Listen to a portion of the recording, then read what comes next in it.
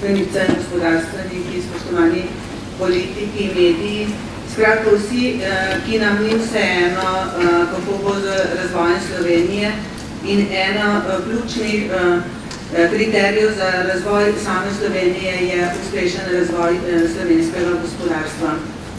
Eden temeljnih vzvodov gospodarske rasti pa je brez dvoma rast investicij. Po podatkih UMAR-ja investicije v Sloveniji padajo že od leta 2008 in sicer tako investicije v zgradbe, ki so padle za več kot 50%, kot investicije v opremo in stroje, ki so padle za 26%.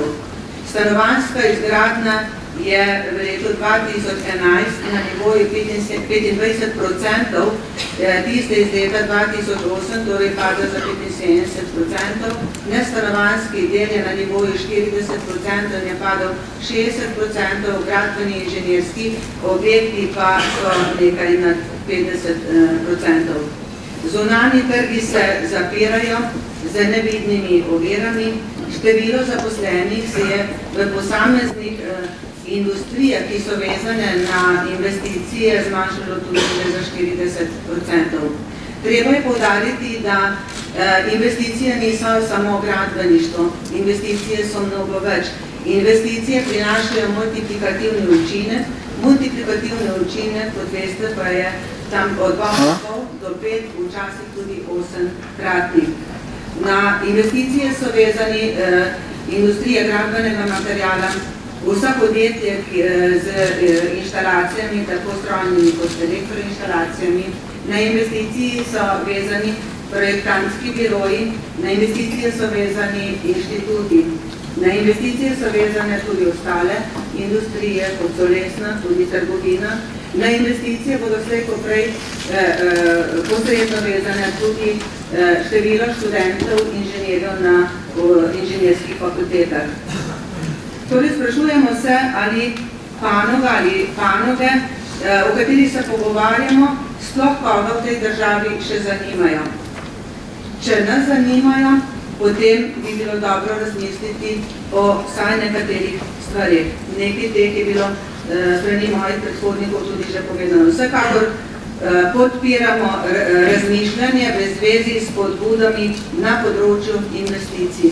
Kakršne koli že, ali so to visoke tehnološke opreme, tudi investicije v novo znanje in razvoj je področje, v katerem mislim, da bi bilo potrebno skupaj razmisliti.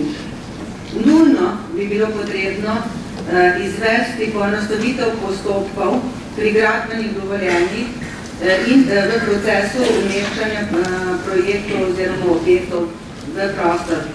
Zagotovitev investicijskega kapitala, energetsko učinkovite zgradbe so eno od področij, s katerim se ukvarja ves razviti svet in o katerem v Sloveniji absolutno premalo, vsaj v praksi smo naredili in je eno od velikih priložnosti, zagotoviti plačilno disciplino in zagotoviti državna jamstva za večje slovenske projekte ali pa tudi za projekte tistih izvajalcev v tujini, ki bi lahko prinašali na izvoznem področju dodano vrednost.